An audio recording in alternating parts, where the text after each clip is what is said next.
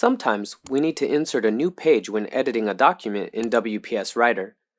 Two methods are available in WPS Office: inserting blank pages and page breaks. 1. Insert blank pages. Click Edit and click Tools.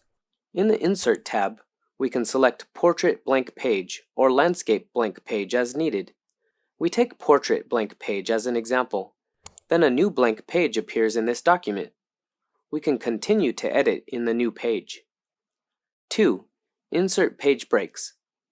Position the cursor at the end of the first paragraph and select Page Break to split the content above and below the cursor into two pages. 3. Delete pages.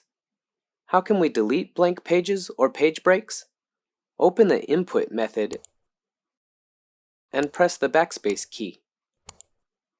More powerful functions are provided in WPS Office for PC, and we recommend exploring them.